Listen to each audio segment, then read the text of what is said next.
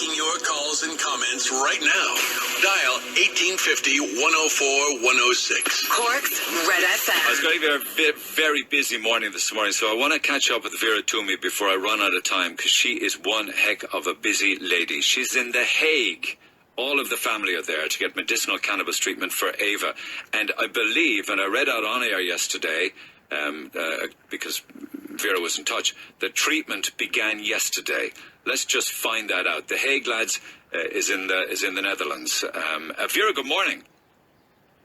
Hi Neil, how are you? Very well. It's been a little while. It's been too long. Yesterday, tell us what happened yesterday. Well, yesterday we went and collected our prescription for medicinal CBD and THC after meeting our doctor the previous day and having a very long consultation with them, and we've been prescribed the CBD and THC for Eva, and she began it yesterday evening. Okay, but this wouldn't be a regular GP over in Holland, would it? It would be maybe a paediatric consultant, is that right? It's a GP that we have, and hopefully we're going to have a consultant with us as well over the course of the coming weeks. So the GP was able to prescribe? That's right, yeah. And I must say that he is a very, very impressive doctor, and he just asked all the right questions, very well informed about Draves and everything, which is great. Okay. A lot of times you meet doctors and they're not familiar with the condition because it's so rare. Okay, can I ask you, was he aware of your own backstory here at home? I don't think so. I don't think so. I think that, we spent a little bit of time, obviously explaining to him why we come to Holland. But again, what I met with him was kind of confusion, really, as to why, in the circumstances that we're in, that there couldn't be some, allowance made for a child like Ava. Okay. Nothing else worked. Okay. Yeah. You also met doctors, nurses, and other medical practitioners out there who were appalled at the Irish scenario. Is that right? They were. They really are. They just. I mean, I from being here just over the last while, they're very practical people, and between each one of the people that I've spoken to about this, the kind of remarks have been like, well, if nothing has worked and if you've gone through all of the medications, then why not try this medication? And when it comes to evidence, they said there's so much evidence, there's so many people over in Holland that use CBD medicinally and everything. So they said it's very good for the body. And if they were saying, one person said to me, if it's good for the body, it makes me strong. Yeah. So why not try it for somebody who's not well? Okay. Now, all of the family are there, isn't that right? All of the kids? They are, yeah. Yeah, we brought the children with us. I suppose, we were worried. We were worried, obviously, about all of them. And we decided that the best thing to do to cause the least amount of disruption would be to bring everybody here and be together. So although it was a long journey, because we decided that we wouldn't fly, even though it's only a short flight, and I get criticism all the time for everything I do, but people were criticising me for not flying. There was only an hour and all of this, but we decided... Why do you even read that nonsense? Why do you even bother with that? People are very persistent. These people, they're just persistent. And I suppose, you in spite of yourself, you look at it and you think about it. But I've always only done the best. No, for but it. look, if it upsets you or it's negative, don't read it. Just don't even engage with people who criticize you. Yeah. You're on a solo run. You're doing what's best for your daughter, and you're her mother, and just, we are. And can I ask you a little bit about, your accommodation, and, just your lifestyle? I know you're full on with Ava, but how do the rest of the family spend their time, and how long will you be there? Well, we were very, very fortunate that we got great help about the accommodation. And initially we're with a friend over here in The Hague, staying with her, because you really need to, I tried very hard to get accommodation sorted permanently before I left, but it doesn't really work, because you need to meet the landlord and the estate agents and stuff, and view the properties and things in a more normal kind of way. So our permanent accommodation, we're moving in tomorrow. So we've got a little house, and it's quite central to where we need to be. So we've been very, very lucky, because a lot of the properties over here aren't furnished. So we actually got a reasonably priced house that is furnished, so that's going to be less hassle then as well, that you won't have to be going buying furniture and so on. I know. And how old are the other kids, Vera? Ava is 7. I know. Sophia is 6. Michael is 4, and Elvira May is 2.5. Right. So, unfortunately, there's so much to do over here, and so much. There's parks, there's beautiful parks. It's so well laid out, but we haven't really seen any of the parks yet, because we've been racing around trying to, get the accommodation sorted and meet the doctors. But hopefully, we'll get to go to these parks sometimes, and do things with the kids more, because they've had to just kind of fall in a little bit while we got Ava sorted. But, it's lovely, Neil, and everything, but, it's a fright to have to be here at the same time. I know. But you're there now. The treatment has started now. What kind of a time scale are we looking at, Vera? Well, we got no indication from the HSE or the government of how long it would take to satisfy them, to provide this clinical evidence. But I suppose, in fairness, the thing is, every person is different, every patient is different, and their response to the treatment would be different. So I think it would be hard to put a timeline on how long we're going to have to be here. It's not going to be a matter of weeks, I know that much for certain anyway.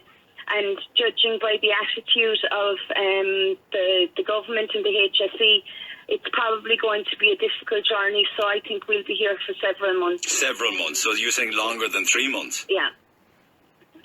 I'd be expecting that, unfortunately, yeah, because, what they're looking for is clinical evidence. Yeah. So as anybody would know, with experience on the medications, that will take time for the therapeutic dose to be obtained, to come to a level that, will be successful, because you must move very slowly with any medications. And so then the additional problem beyond, the clinical evidence would be applying for the licence to bring the medication back into Ireland. So that will have to be processed, and that will probably take some time as well. So at the moment, I guess we've started, and it's absolute.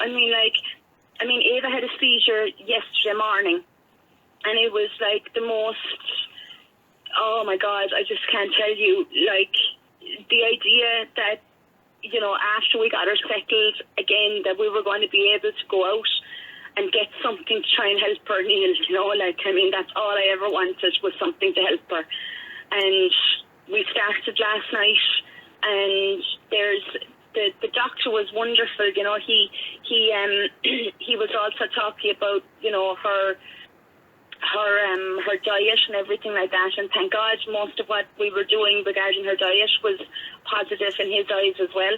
And he provided us with some supplements, some what's it called, krill oil, zinc,